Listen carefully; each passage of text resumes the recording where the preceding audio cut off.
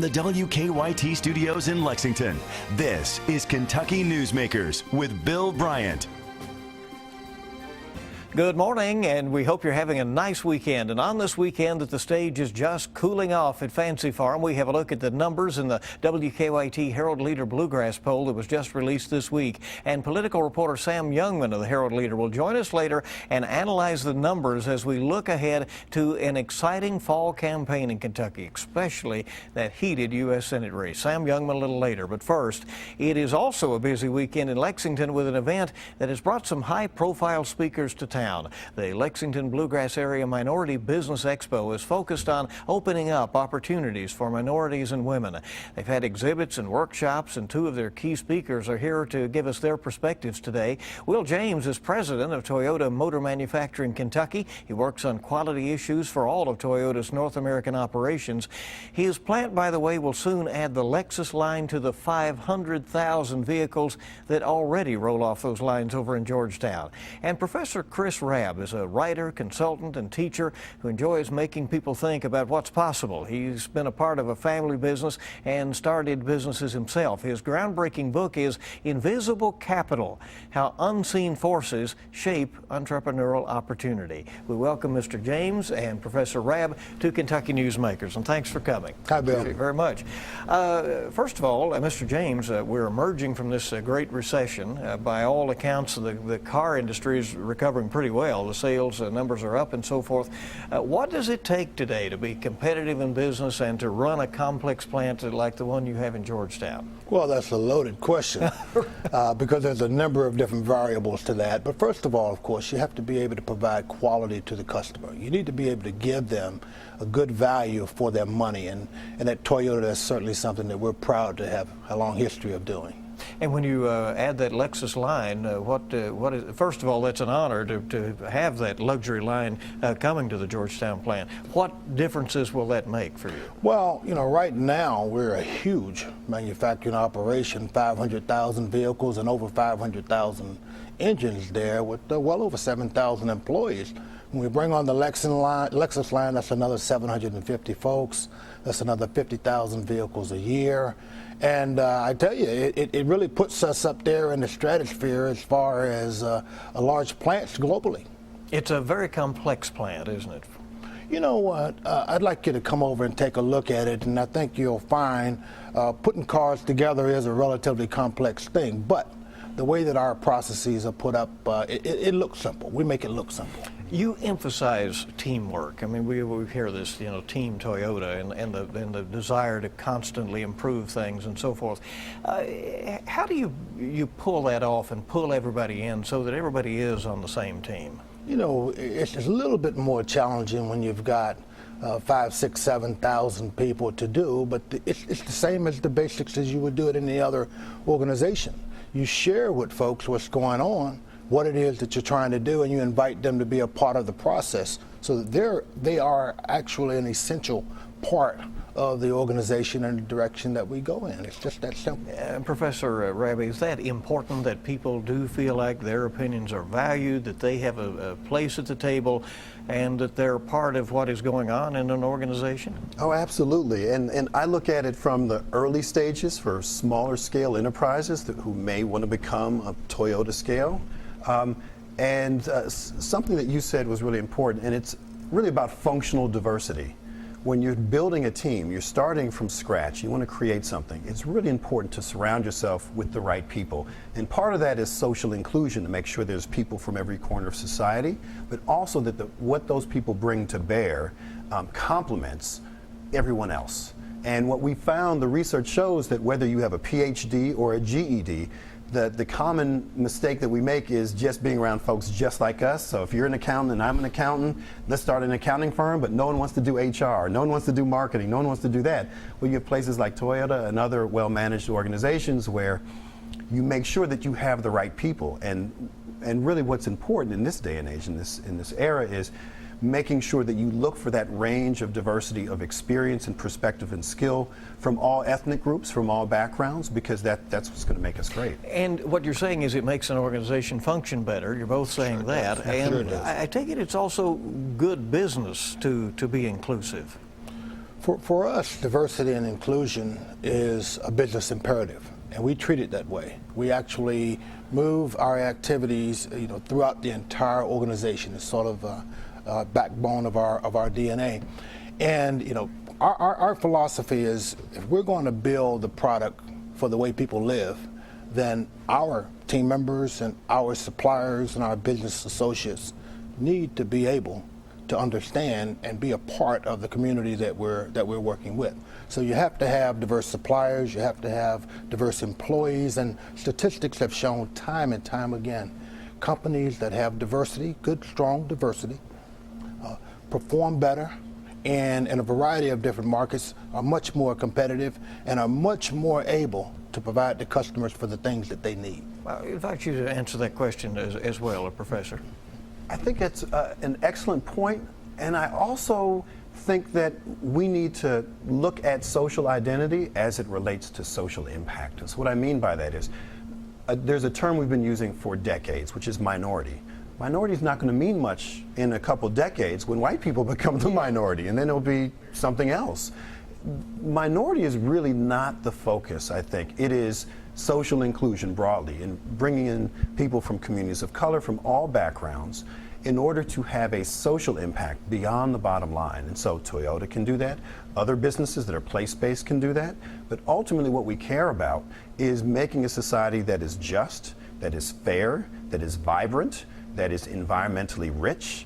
Because when we have these good jobs, when we have this great profit that we're bringing back to investors, what do we want to do with that financial wealth? We want to make the world a better place. We want to spend that money with our loved ones, right? And we don't do that alone. So we have to think about not just social identity, and we also have to think about community wealth. And that's something that all businesses can be a part of. What is the key to businesses shifting to changing times and changing demographics? Because as you point out, America doesn't look the way it did a few years ago, and we don't look the way we will in a few years from now. Well, I think it's about making the distinction between outputs and outcomes. So ultimately, we have to ask ourselves, what does success look like? Right? Does it just look like we've checked off all the boxes? We have one person from that community, one person from that community, or do we make it representative? Do we make sure that the experiences are rich, that there's cultural competency, that we learn how to engage each other better, and not just because this is what is asked or this is what the global market demands, but because it's the right thing. And part of that means really deciding what are the assets that are most important to communities, whether they're geographic, whether they're ethnic, whether they're economic. And once we do that, we can kind of reverse engineer what that looks like and have our values mirror that. And Mr. James, how do you put that into practice, Well, at Toyota, what we do is we listen to the people we serve. We listen to our employees, we listen to the community, we listen to the business community, and we become an active participant in trying to be a part of the solution. And I'm pretty comfortable with the concept of saying that we have a number of our employees that are out in the community all the time trying to find out just what we can do to support what's going on. And we do believe that supplier diversity is a very considerable part of that equation. Mentoring is so important in nearly every field. And as you look at somebody's, let's say, a business plan, their desire to succeed, how do you identify the missing pieces, what they might need to do to make that plan work? Sure. Well, the interesting thing about written business plans is I'm not a big fan. I'm not a big fan simply because a lot of people take these courses and workshops to write a business plan, and they have no one to give it to. Right? The best type of business plan is the one that is asked of you by someone who has money. But one of the things that is often not represented in a business plan are those hidden assets that we all have, the non-financial assets. And you talk about mentorship. Mentorship is based on long-term, highly cultivated relationships. That's part of social capital. That is how we access networks and people in ways that can help us take our business to the next level. Well, we first have to realize, what are our networks? We start with our family, it could be our faith community, recreational, academic, professional, etc. And we have human capital. What are our skills and knowledge beyond the technical competency around our business? And the third is cultural competency, how you actually embody the value of learning how to navigate different environments. That's really important too. If you don't know how to dress for success, you don't know how to engage people in the right context, it doesn't matter how smart or hardworking you are, nothing's going to happen. Do you find there are times when you hear, well, I don't have the right connections, and then you think, well, maybe you do if you'll just explore? Yeah, absolutely. And that's something you can build on. Some people are born with great connections. If you win the family lottery and you come from a very privileged family that has access to a lot of folks, that's really helpful. But most people don't, regardless of ethnic background. They can acquire that, but they have to, that's a skill, and they have to learn how to do it. Mr. James, you're part of a large global company, and we've also talked about small business. Do you think the same principles apply whether you're huge or just starting a business down on in a strip center somewhere? I think it's a little different. Yeah. I'm sure at the beginning it's all the same, but ultimately down the road I think it's a little different. And that's why we at Toyota are so supportive of the idea of being behind and participating in this opportunity exchange. 25 years ago, we started our first opportunity exchange here in Lexington. It was later moved to Cincinnati because our headquarters did, but it started right here in Lexington. And our thinking way was the best way to be able to give new budding businesses an opportunity to get into the mainstream and to get some contracts is to set up an opportunity for them to meet. So we brought all of our tier 1 suppliers into the area, and we invited, minority and women-owned businesses to come in, talk with them, talk about some of the opportunities, and over the years, there's been a tremendous amount of business that's come out of that. Over the last 5 years alone, there's been well over $100 million just with our tier 1 suppliers. So I think that the situation is a little bit different, and there really is some responsibility of large companies like ours to be able to help that process to move it along. All right, we are with author Chris Rabb and with Will James, who's the president of Toyota Motor Manufacturing Kentucky, here on Kentucky Newsmakers. A few more questions for them, and then we'll also be hearing about the Bluegrass poll, out about that hot U.S. Senate race, coming up on WKYT Kentucky Newsmakers. Welcome back into Kentucky Newsmakers here on WKYT. Certainly is a privilege to have you with us as we are continuing to meet with our two guests today. Chris Rabb, he's an author, and also Will James, president of TMMK Kentucky. And there's been a big minority expo and that's been held in Lexington the last couple of days, and you've been talking with a lot of young people. Very important, as you've both been saying, to network with people. Let's talk just a minute about the book Invisible Capital. And you say that there are, again, these unseen forces that are really shaping things out there. Absolutely. There's a myth. I call it the unholy trinity of business success, and that all you need is to have a great idea, you need to have to work hard, so you have to work hard, have a great idea, and it's not enough. It's not enough. You actually have to network. You have to have mentors. You have to have the right skills and knowledge beyond your technical competency. You have to have all of these things because the third part is a positive attitude.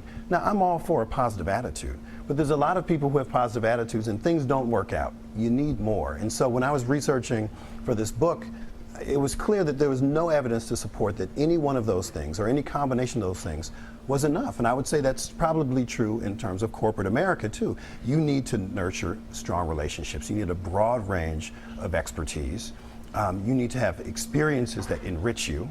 And you have to have the kind of qualities that are necessary to thrive in these different cultures. And that transcends those three elements that are really the basis of a meritocracy that has never truly existed. We'd like it to exist. So what are the things that allow people to move forward? And those are the things that I outline in very specific detail. As the two of you encourage young people to reach for, as you said, the brass ring and to move ahead and strive for success and set high standards for themselves and for those around them, what do you tell them? What do you tell them makes the difference in a successful life and in one where they could potentially fall by the wayside? I think if you're clear on what it is that you want to do, you really believe, and you're willing to put in the work ethic, put in the time and the effort to be able to make it happen, that's pretty critical. But then, as Chris mentioned, I think some of those other things, the networking, the collaborating, those things have to happen. But I'll also add one other thing. The two challenges that we see with a lot of new businesses is first having access to capital. And then secondly, for those that are relatively successful, having succession planned. So businesses do well one generation, and after that, there's nobody already queued up to be able to keep it going. The businesses typically fall off. So I think having a plan on how you're going to handle those things. And from the capital standpoint, there are a number of corporations, Toyota included, that are out there willing to support young businesses to work their way through the process. For example, in Toyota, one of our programs for new businesses is if you don't have all of the capital that you need, we have means when you're providing a service to us to provide you your funding early, so that you can meet your payroll, so that you can meet the necessary obligations that you have. And internally, we work with our suppliers to try to build their business, to get that business intelligence opportunities to information that they may not have had. So I think the key is you need to know what it is you want to do, and you need to be willing to work for it. There's a lot of folks out there that's willing to help you with it. I hear both of you say hard work is kind of where it is. That's where it certainly starts. You can't, lazy folk just not, I don't recommend laziness, backwardness, but there's more to it. And part of that is making sure you're in an environment where you can thrive, because there are people who are investing in you, and you making sure that you are holding yourself accountable and accountable to people who are putting themselves out there for you. And that starts at a very early age, and that also requires people to go beyond their comfort zone, which is hard for most people. But if you do that early and often, you're going to get that diversity of experience and perspective and networks that will help solidify your invisible capital. How do you think we are progressing in these areas of diversity and inclusion? Well, I think there's a lot of progress that's been made. I think we still have work to do. When we look at some of the things that have come out in the news over the last few years, since our president, Mr. Obama, moved into the presidential seats, still suggest that there are opportunities for improvement across this great land. But when I look back at some of the things that that we saw back in the 70s and the 80s and even the early 90s, I think a huge amount of progress has been made. Less than a minute left. Well, yeah. I would say, as someone who's 44, who grew up in a diverse community and has been in different cities, that there is some progress, but I think there are structural issues that are really holding back the level of social inclusion and social impact that our country really deserves to benefit from. And those issues have to be talked about in a meaningful way that go beyond rhetoric and go into actual policy considerations. So talk first, then act, huh? Yeah. Is that all right? You're going to take him up. I think you were going to show him the Toyota plant, maybe give him a tour, we'll have right? to set up an opportunity to make that happen. All right. Thank you, gentlemen, so much for coming. Hope you've enjoyed your stay and visit to Lexington, and get out there and talk about these important issues. We appreciate it. Thank you. And we're back in just a moment. We'll hear more about the Bluegrass poll conducted by WKYT and the Lexington Herald-Leader and our media partners in Louisville. Back with a look at that with Sam Youngman, political reporter, in just a moment on Kentucky Newsmakers.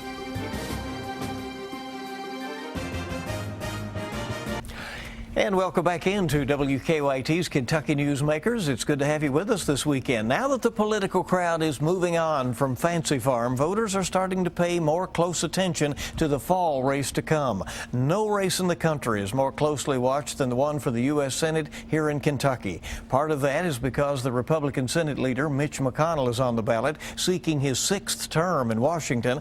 And part of it is the fact that Democrats have nominated an aggressive campaigner in Secretary of State Allison Lundergan Grimes. The Bluegrass poll, commissioned by a consortium of leading Lexington and Louisville media partners, WKYT and the Herald Leader in Lexington, and the Courier-Journal and WHAS-TV in Louisville. We looked at the McConnell-Grimes horse race and at several other issues in this survey of voters. And Sam Youngman is political reporter at the Herald Leader. He pens a column called Political Paddock. Youngman is a Kentucky native who spent some years in Washington before returning to his home state, and he says returning to his senses as well, right? Good to have you. All right, great to be with you. We appreciate you coming in and talking with us about these interesting results, Sam. We've done 3 of these polls this year, and this is the most favorable yet for Senator Mitch McConnell. This is the first one where we've seen Senator McConnell take a lead. Now, it's a narrow lead. It's 2 points, 47% to 45%. That's still within the margin of error, but it does seem to reflect that a natural progression that a candidate would take after a contentious primary. Remember, we saw Mitch McConnell and Matt Bevin really going at it for several months, and during those months was when we saw Allison Lundergan Grimes maintaining a lead over Mitch McConnell. Republicans were divided. They weren't sure who they wanted to support. Now that the primary's behind them, they're coalescing around Senator McConnell, and we found that of his support, 82% of Republicans say they are now backing Mitch McConnell. He needs to get that number up still, but it's a good sign for him that they're coalescing around him. What does it appear to you? You're out there on the campaign trail, you talk with a lot of voters and the politicians. What seems to be driving voters McConnell's way? Well, I think if we look at the results, especially as they're broken down by region, the fight over coal, the fight over who's the better candidate on coal has been swinging in Senator McConnell's direction. If you look where he's doing very well, you'll find that it's in the western part of the state and the eastern part of the state, places where they have coal-producing counties. I will say I was very surprised by the one finding in this poll, and it's that Senator McConnell appears to have virtually erased the gender gap. Now, as Secretary Grimes has made winning women, 53% of the vote has made winning women one of her top priorities. In this most recent poll, we've seen it's a 1-point margin. 47% to 46% of women favor Grimes over McConnell. Another number that we look at is favorability and unfavorability, and Senator McConnell's favorables are up, but he still has a high unfavorability. That's right. He really had no place to go but up, and I think after months and months of advertising that has not just attacked Secretary Grimes on issues like coal, but also a lot of ads that have sort of pushed Senator McConnell as somebody who's fighting for Kentucky, we're starting to see a breakthrough there. Now, his favorables are improving. They're up from 29% to 37%, but that's still very low. What's interesting here is that Senator McConnell and Secretary Grimes have exactly the same level of unfavorables, or excuse me, of favorables. What differentiates them, and while we're still really having this conversation, is that Senator McConnell's numbers are much higher when it comes to the unfavorable column, a full 10 points higher than what Secretary Grimes has. And we'll look at those numbers from Grimes here in just a second with those lower unfavorables than McConnell. Here's the look at that. 33% view her unfavorably, and that has moved a little bit. It has. It's gone up, and that's to be expected, really, because Senator McConnell and his super PAC allies have really been running a tough campaign, especially on television ads, tying Secretary Grimes to a very unpopular President Obama, coming in at 28% favorable in this latest poll. And so I think what we're seeing is a lot of those forces are starting to come together to give Senator McConnell a narrow edge here. What issues are driving this campaign, according to what we found in this poll? Well, I don't think it's any surprise that jobs and the economy continue to be the top issue that voters are interested in. We're still sort of seeing a sluggish recovery. The numbers are good from a national level, but, you know, I think Vice President Joe Biden used to say all the time, if you know somebody that's out of a job, it's a recession. If you're the person that's out of a job, it's a depression. So I think people here still feel like the economy has been sluggish. Maybe it's not recovering from them. But we also see that immigration, health care, these are issues that voters are looking at too. Personally, I do think we will see foreign policy become more and more of an issue as we move towards November, but right now it's barely registering. And voters did, by a slight margin, give Grimes an advantage on the jobs question. Right? There's no question. If there's a silver lining in this poll for Secretary Grimes, it's that Voters see jobs and the economy as the #1 issue, and they think Grimes. Now, again, it's by a small margin, but they think that Secretary Grimes is the better candidate on those issues. Kentucky's gay marriage appeal is going to the appeal to attempt to overturn a federal judge's ruling that struck down Kentucky's ban on gay marriage is to be heard by the U.S. 6th Court of Appeals this coming week. This poll shows some movement in public feeling there. That's right. I mean, Kentucky is really tracking along nationally in terms of I don't know that we've ever seen in the history of this country attitudes change so rapidly towards a divisive issue as they have towards gay marriage. Now, Kentucky has been a little bit behind the national trend in accepting gay marriage, but we found in this poll 50% of respondents are opposed to gay marriage. Now, that's still high, but it's nowhere near what it was. If you consider we were in the 70s 10 years ago, and just a couple months ago we were up around 55%. So attitudes are changing here just as they have nationally. We don't know how fast that will be, and we don't know what it'll look like, say, next year in the governor's race. Sam, you've looked at a lot of polls, and one of the things that we find these days in modern polling, it tends to be pretty accurate, doesn't it? Well, it's hit or miss. You know, you always want to be, I am what they call poll paranoid. I think I've just been burnt by too many. I'm always reluctant to say, well, somebody had a great run in 2012, so they're going to have a great run in 2014. It's sort of like your buddy that goes to Vegas and he's convinced because he won that weekend, he's got a system to beat the house. But I do think what we're seeing is, you know, a technology revolution when it comes to campaigns, when it comes to studying and running campaigns. I like to think that we're very close on this one, but only time will tell. And we've this one included calls to cell phones. That's right. What do you say to people out there who say, well, they never call me? They're lucky you. You know, I never get called either, but I have to believe that they're out there making those calls, and obviously we're going to go through and we're going to call these respondents, and we're going to get them to expand on their answers a little bit. In some cases. All right, and of course, good reading on that in your articles to come. Thank you. We appreciate it very much, Sam. Thank you, Bill. We want to thank you for joining us for this edition of Kentucky Newsmakers. I'll see you bright and early this week on WKYT This Morning. We start at 4:30 in the morning, and of course at mid-morning at 10, and on WKYT News at noon. And you make it a good week ahead.